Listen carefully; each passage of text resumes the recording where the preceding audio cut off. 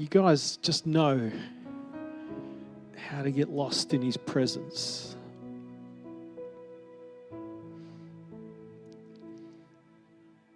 You just know it because it's who you are.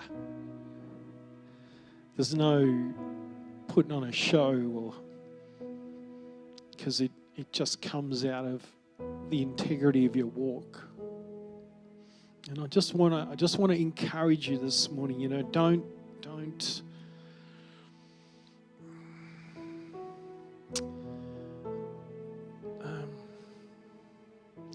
belittle or don't take for granted what goes on here. Because, man, it's precious. It's precious. It's precious beyond words. And I can say that because I've been part of this house for a long time, and I've stepped away for the last 3 or 4 years, and I come back and I go, oh, God, you're still the same. You're still the same. And He's so faithful. I'm going to let Sal just... I want you to just to press in, you know. It's a season for pressing in. It's a season for walking close. Father, we thank You for the day in which You've called us to live, Father, for the day in which You have placed us, Father. We weren't alive in the 1600s or the 1800s. We're here for this day. And Your hand is upon us for this day and for this hour. And God, help us to apprehend that, and help us to take hold of that in a new way this morning. And we don't apologize for it. We just walk it out. And we just do what You've called us to do. We love You this morning.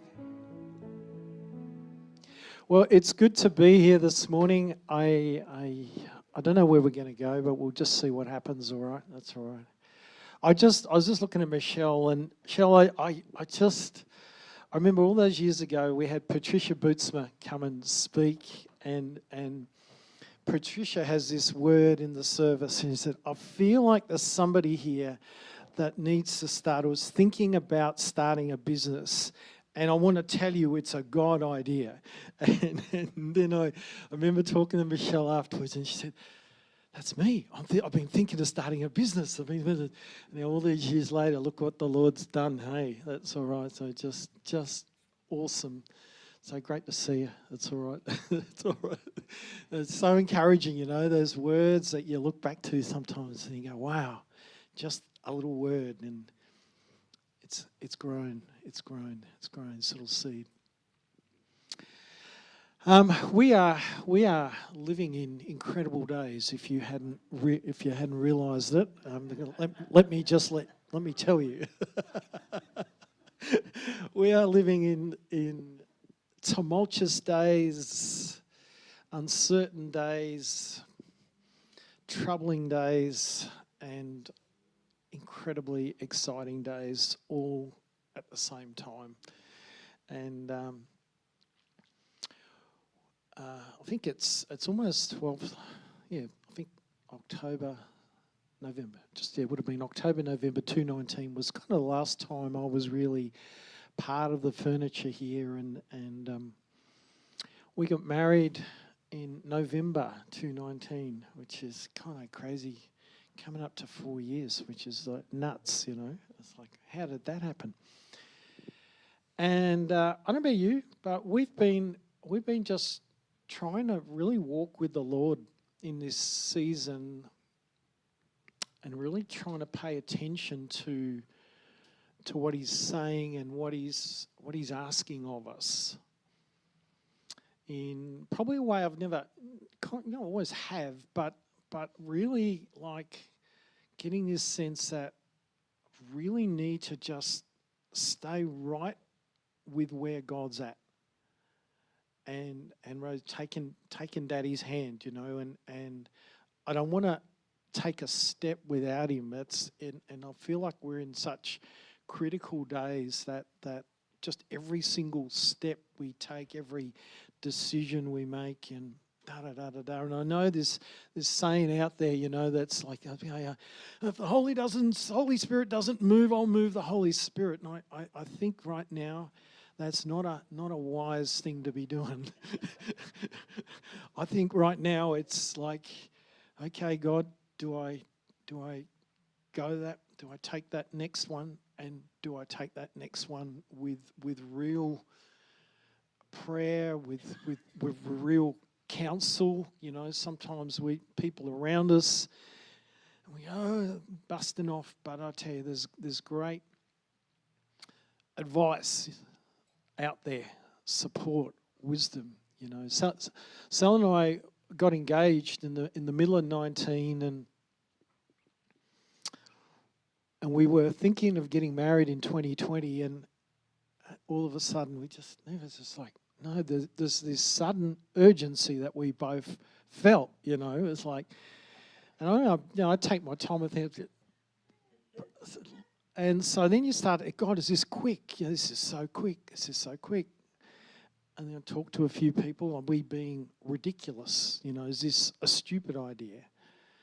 And everybody said, no, we think this is right. And so it was out of that affirmation that we just go, yep, okay, let's bite the bullet. And we had not 2 cents to rub together. And we had this amazing wedding that just popped up out of the atmosphere. Everybody bought some food and everybody contributed, and we had people doing all sorts of things for us. We were out and got out everything. It was the cheapest wedding of 2019. But we lacked nothing. There was nothing we could have wanted that we didn't have. We had most of you guys and friends and family and food and fellowship, and we got given a couple of days at Dalesford and just ridiculous stuff. And I go, God. And we had no idea what we were stepping into, and we thought. And then we had a house that Sal was living in, and the owner said, look, I'm going to sell. Can you be out by December? and we go, well, listen, we're still on our honeymoon. And we negotiated with him and said, can we be out the end of January? And long story short, we actually moved in kind of in February, and within a week of moving in, we were in lockdown, and we lived 6 lockdowns in that place. So, but God had gone ahead of us, and if we hadn't kind of taken notice, and we had the most incredible 12 months. Well, most of the world was doing it pretty tough. We were in this place of bliss and beautiful green trees and walking trails, and God, you're just amazing, And so we've been trying to follow the Lord, and kind of last year, I really felt him say to me, just really pay attention to your devotional life, and I felt to share that kind of wider, And so my friend Murray Jewick, most of you would know, he just has a way of teaching intimacy with the Lord like nobody else I know. And Murray, would you do this for us? And he said, yeah, no worries. And so every month or so we'd plan to do these things. And we didn't advertise it as a prophetic conference. It was a conference about enriching your own journey and your own walk with the Lord, your own relationship with the Lord. And after a while, people were going, when are we going to get to the prophetic stuff? When are we going to get to prophesy? When are we going to get a prophecy? And so, well, it's not the intent of this thing. This thing is about you hearing God for yourself and learning to trust him and learning to trust his voice and learning to trust what he speaks to you, so that when the time comes and he says jump left, you're not going to go, who was that, what was that, but you'll just jump left. And that car that was going to plow you down will go harmlessly on by. And so we really felt like, no, this season was just about cultivating intimacy. And the people that saw that journey through, we didn't even get to do everything that we wanted to do. But it just fascinated me that people were more interested in getting a prophetic word and going, hey, Rosie, thus saith the Lord, rather than Rosie just going, oh, Father, you're my dad. You love me and you're walking with me and you're providing for me and I can hear from you for myself. And so there's this kind of lazy Christianity that's kind of out there that just is always, give me a word, give me a word, give me a word. And God's saying, I want to give you a word. And who better to get a word from than God himself, right? I was like, yeah, it's really cool. And so the start of this year, I kind of praying again, Lord, what do you want for this year? And he says to me, fall in love with Jesus. I go, Lord, I've been a Christian a long time now. He says, fall in love with Jesus. Now, I've been like the father heart guy for the last 10 years or so. And now he's like, fall in love with Jesus. Fall in love with Jesus. So I thought, well, I better do what I'm told. So I've been trying as best. I thought, how do I do that? So I've just been in the Gospels, just chewing the Gospels, and I've been particularly spending a lot of time in the Gospel of John, which is the book that you give new Christians. It's like, yeah, okay, we'll go back to that. But I haven't got very far. I'm just chewing John at the moment, and it's just beautiful. It's just beautiful looking at Jesus. Came to show us the Father, but I just what we were singing there, great are you, Lord, around the communion, and Jesus, you're just amazing, and his attitude and the way that he twisted the Pharisees in knots, and the way that he loved people, and the way that he cared. And so it's kind of my journey for this year is just learning to love Jesus again, and some more, and some more, and some more. Because we're living in incredible days. And I think the capacity to walk with him and to hear his voice is going to get stronger and stronger. We've got this world right now where the search for identity, kind of free speech, our rights, all in this big melting pot. And it's getting to the point where people can't even give an opinion on something in case someone else hears it and disagrees with them and starts a riot and, stone him, or her, or what, them. That's right, them. Okay, you've been trained. That's all right. Okay. It's like heartbreaking. It's heartbreaking. So we're in the middle of all of that, and then obviously we're coming out of COVID and lockdown, and the whole fabric, the whole culture of society is in this huge shift. Going, what does life look like now? People don't want to go back into the office. There's a 50% vacancy rate in the city of Melbourne, office buildings that are empty because people are going, I don't want to get on the train and spend my day there and come back. I want to spend 3 days at home. And if the boss is good, I'll give him 2 days in there, But that's a whole shift, and companies trying to grapple with that. And sometimes as a church, like we kind of think we're immune to what goes out into the world, but it impacts us as well, It's like churches now going, what does church look like? How do we do church? And there's all these different responses out there, and there are some churches that have lost like hundreds of people. There are other churches that have kind of grown. Other churches are going, we don't know what to do. I'll use that phrase loosely, all right, church. So yeah, it's a challenging time. And so we've been talking about this thing called the new wineskin for a few years now, So I don't know, there must have been dozens of messages, Mark, that you've preached over the last 10 years on the new and the old wineskin, And so kind of right now we're just going, what's the new wineskin look like? Because do you find that?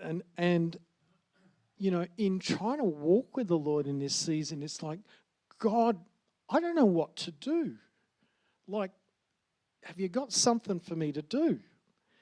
He's going, no. I want you to love Jesus. And there's stuff in here that I want to do. And he says, don't. Just sit on it. It's not the right time yet. He's given me, we get little assignments, and we just do the little assignments, stuff nobody knows, nobody sees. We just do, right? But mainly it's just sit. And it's a little frustrating if you're someone like me, because I like to be doing. But right now it's wait. Don't move. Don't run ahead. Just wait. And so this new wineskin is like, God, the new wineskin, how long is it going to take? Well, as long as it takes. He's not in a real hurry. But we have this mindset. He's the God of the instant, but he's also the God of the journey, Steve. Isn't he? It's like the process of becoming the new wineskin. Because I want to be part of that new wineskin. I don't know you guys. And so you start to think about the way that we do things, and we have this is the way we do things. And yet I feel like God's saying, no, there's something new that I want to bring in. Something new, something fresh that I want to do. But you're going to have to discover it little bit by little bit by little bit, and embrace it and embrace it and embrace it and take it in. And so that's kind of where we're at right now. So I've been known here. I was been come for weeks, and I felt like the Lord just really wanted me to encourage you with the thing that He has so keenly placed in your hearts for years and years and years. And don't have time to look at all the scriptures, but I want you just take, so John chapter 1, John chapter 9, and 2 Corinthians chapter 4. If you have some time during the week, read them. But John chapter 9, you'll know really well, is the story of the blind man that comes to Jesus, right? And the first question they ask is, who sinned, this man or his parents?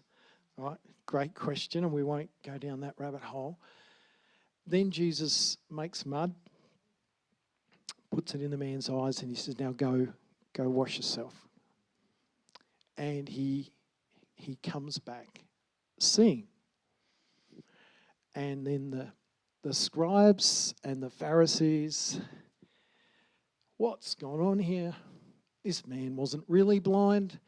They get his parents in and they have this conversation. It's a fascinating read, just the dialogue. And I want you to, as you read those passages, read it with a like a revival mindset. Read it with a new wineskin mindset. Is what is the thing that needs to shift to bring transformation?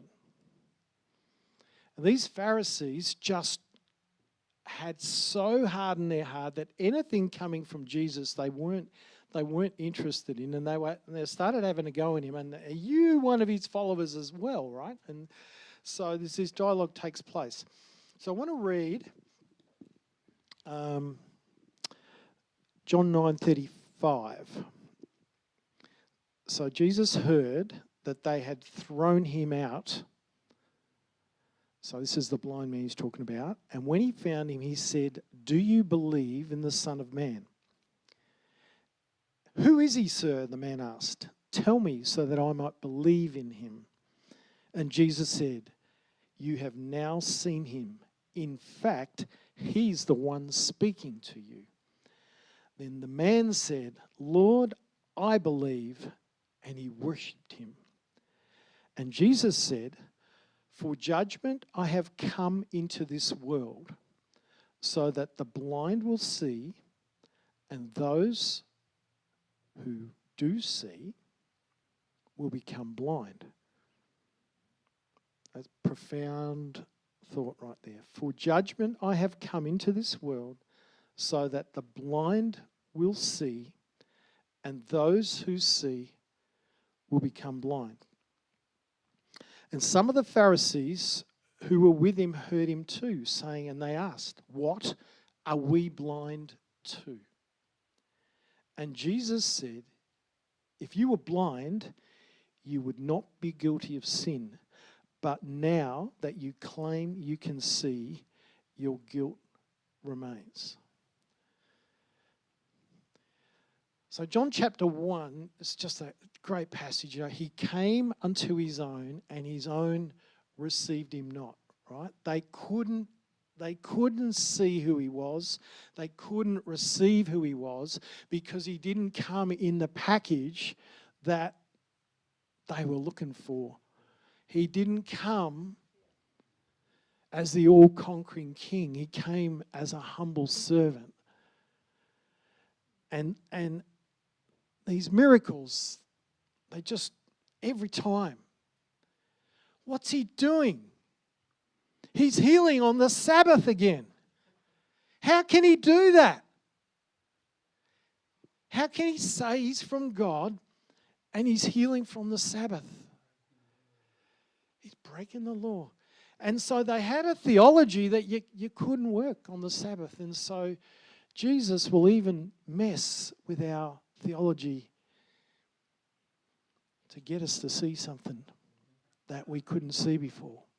And he's all the time confronting our inner beliefs and perceptions. And even, you know, if you look across Christendom right now, you know, is it revival or is it not revival? Is it a move of God or is it not a move of God? It's not in the package that we're accustomed to. There's no one leading it. There's no scholars. There's no theologians, whatever. And, you know, we've heard Mark talk about the Jesus People Revolution for so long. And the movie's coming out next month. Can't wait to see it. But it didn't come in a palatable package. And because it didn't come in a palatable package, people reject it. It goes against our thinking. It goes against our grain. It goes against our training. And so you've got these guys standing up going, this, and this is not God. It's not part of what we're part of because this is our tradition. And this is the tradition we come from. And this is the way things are done. And so with that attitude, they're blinded to anything that God might want to do or say into their hearts and lives. And so right now, there is none so blind as he who will not see or cannot see. I don't know how that paraphrases. But we're living in a season where the need to see is so critical to our future as the church, the ecclesia. And you had our good friend here the other Friday night talking about this new thing, the ecclesia. It's not a new thing, it's an old thing. It's as old as Jesus walked the earth.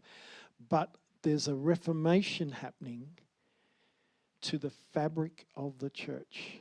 And we're starting to walk it out a little differently. And I think there's going to be different expressions as we get a hold of the mandate that God has for each one of us. All right.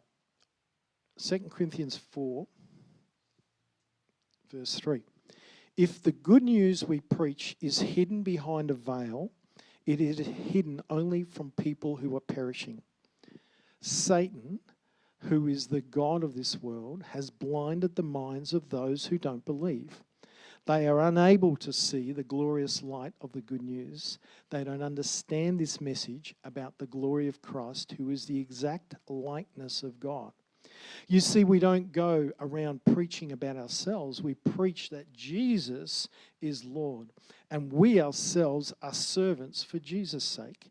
For God said, "Let there be light in the darkness."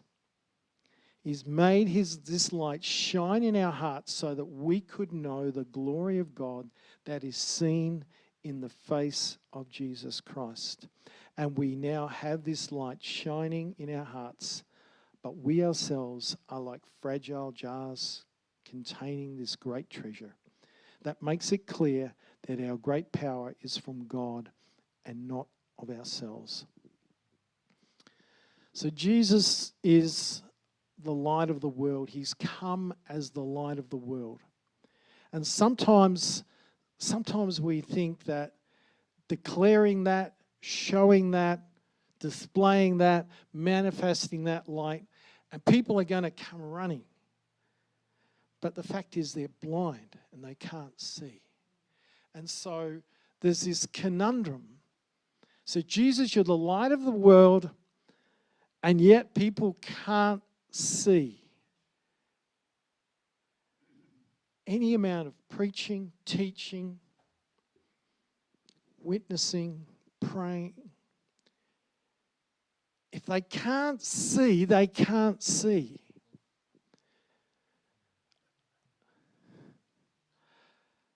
So it gets back to the very essence of the gospel. Nothing happens without God. Nothing happens without God's intervention.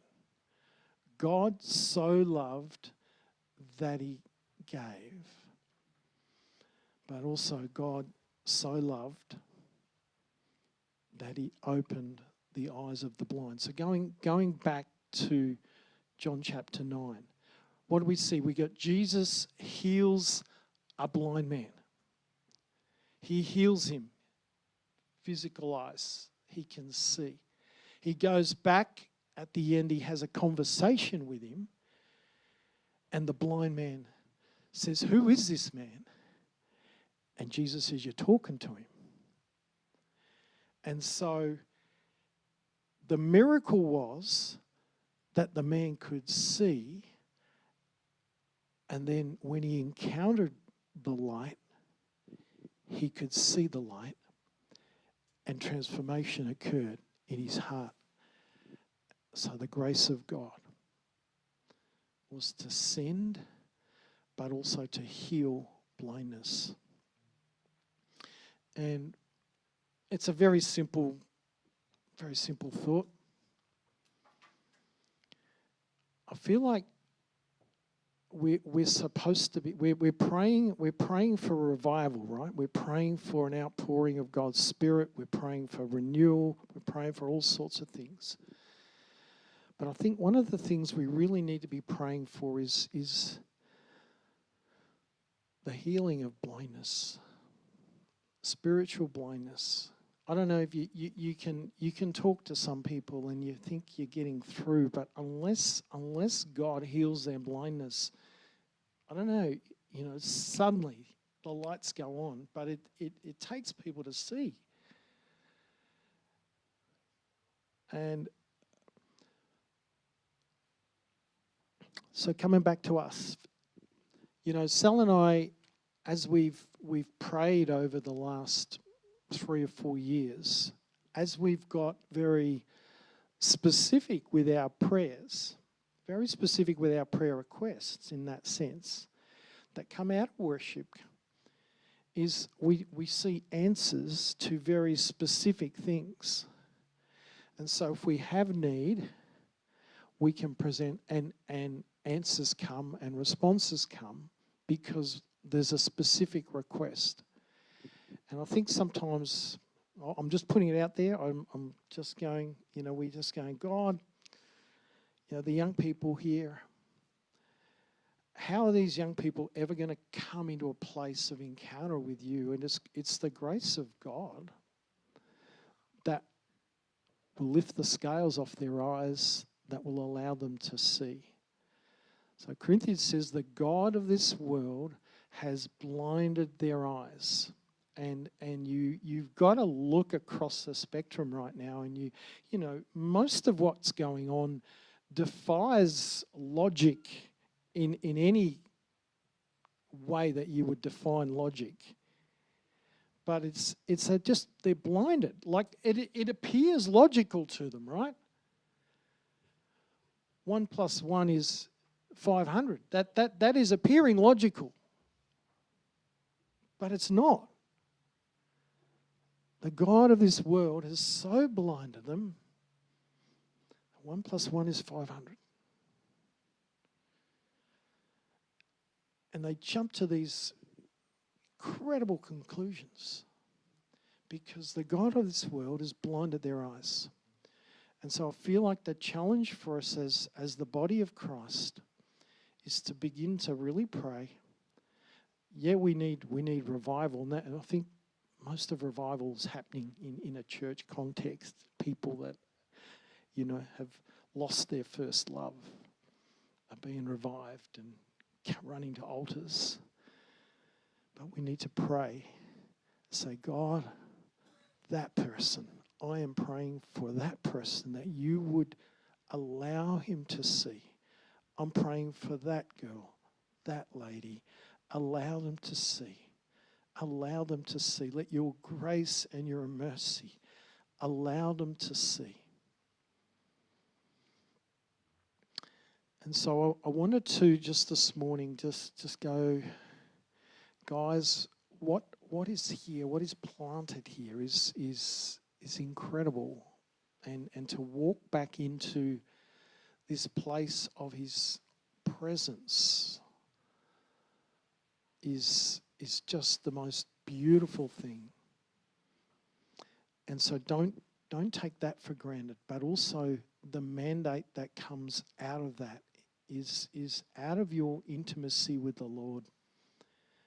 It says, God, that the kids that Jaleel and others are ministering to, and Mark here, Father, lift the scales off their eyes. The ones searching for identity. Like, having this conversation with this 23-year-old girl the other day. It's like she was sleeping with fellas and she was sleeping with girls, and she was just trying to figure herself out, It's like, go figure. It's like heartbreaking. But God, lift the scales from her eyes so she could see. she could discover who she really is. She could discover that she's loved, that she's a treasure, that she was created for a purpose.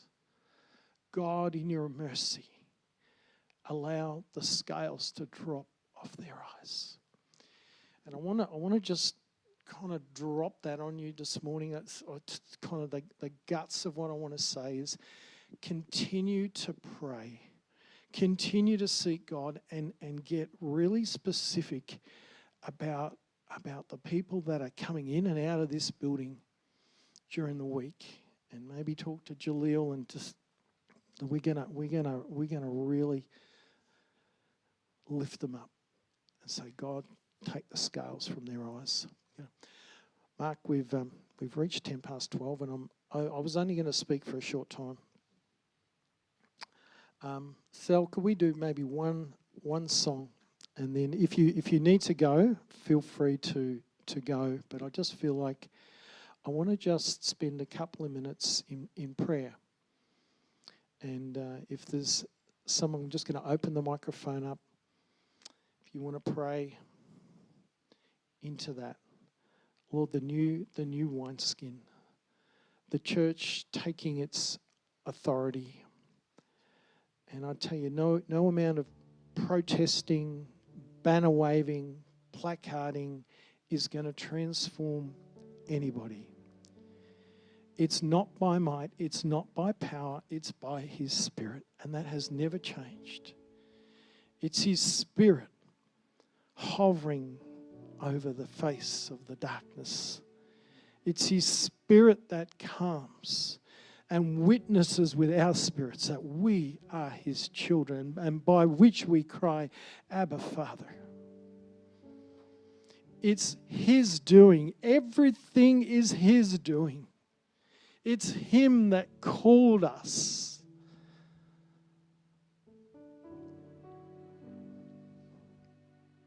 By His grace and by His mercy, He found me and called me and made me His own. Father, we thank You, Lord, for Your work in this house. Thank You for the season of the new wineskin, the developing, the emerging, the changing, the shifting. And Lord, we want to keep track with what You're doing. We want to keep track with what You're saying, what You're speaking, what You're releasing. But Lord, we also want to put legs to those things, Father, and keep pace with You in this moment of history, in this moment of transformation. God, as Your church, Father, lead us into this new place, we pray. Amen. Just close your eyes, and if you don't know this song, just let it wash over you and hear the cry.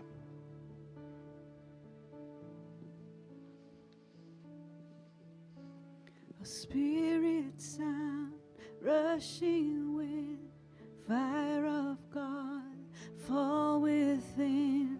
Holy Ghost, breathe on us, we pray. As we repent and turn from sin, revival embers smoldering, breath of God, fan us into flame. 'Cause we need a fresh wind, the fragrance of heaven. Pour Your Spirit out, pour Your Spirit out. A holy anointing, the power of Your presence. Pour Your Spirit out, pour Your Spirit out. For hearts that burn with holy fear, purified in faith and deed, refined as fire, strengthen what remains. So we, the church, who bear your light, lamp of flame, city bright, for your kingdom come is what we pray. 'Cause we need a fresh wind, the fragrance of heaven. Pour your spirit out, pour your spirit out, a holy anointing, the power of your presence. Pour your spirit out, pour your spirit out, 'cause we need a fresh wind, the fragrance of heaven. Pour your spirit out, pour your spirit out, a holy anointing, the power of your presence.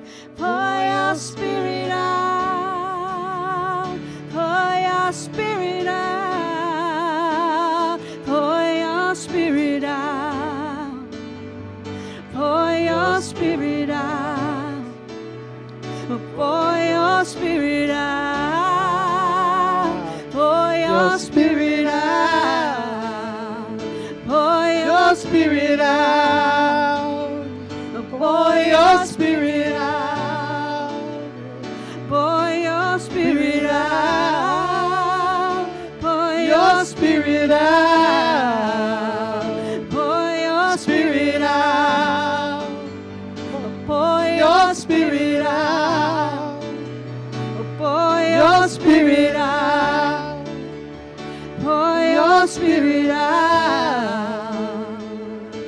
'Cause we need a fresh wind, the fragrance of heaven. Pour your spirit out, pour your spirit out, a holy anointing, with the power of your presence. Pour your spirit out, pour your spirit out, pour your spirit out, pour your spirit out. If anyone wants to just pray, just come and I'll give you the microphone. Just anything the Lord's got on your heart, anything the Lord's shown you.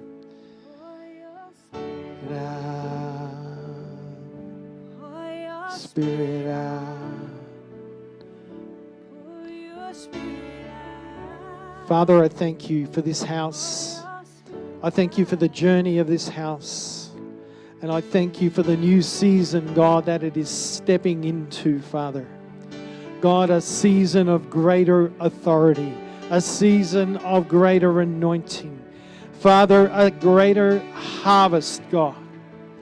Not a man-made harvest, Father, but a God-initiated harvest.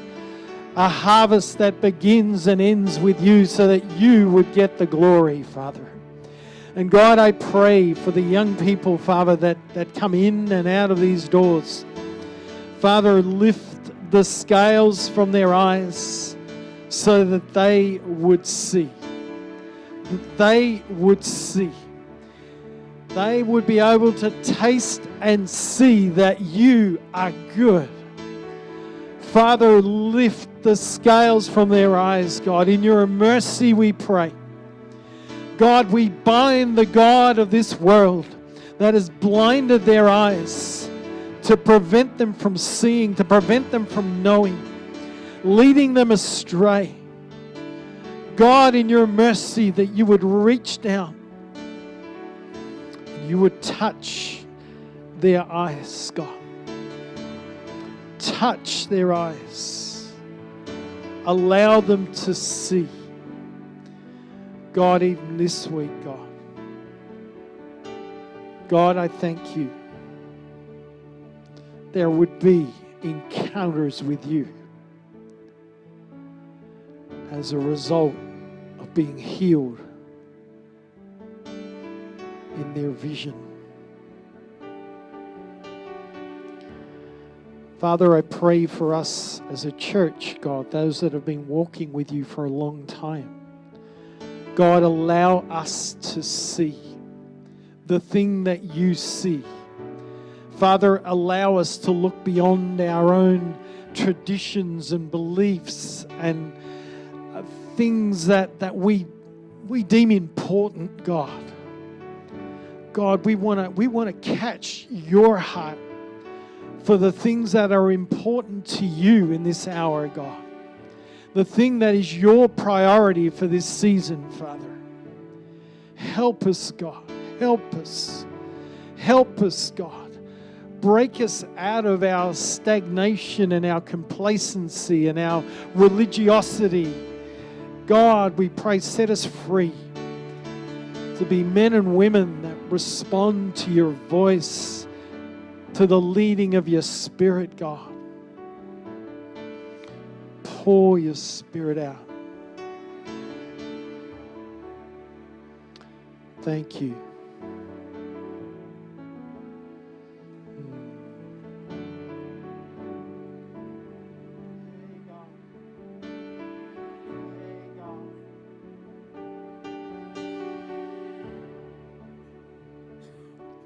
Pour your Spirit out, God. Pour your Spirit out upon this generation, Father.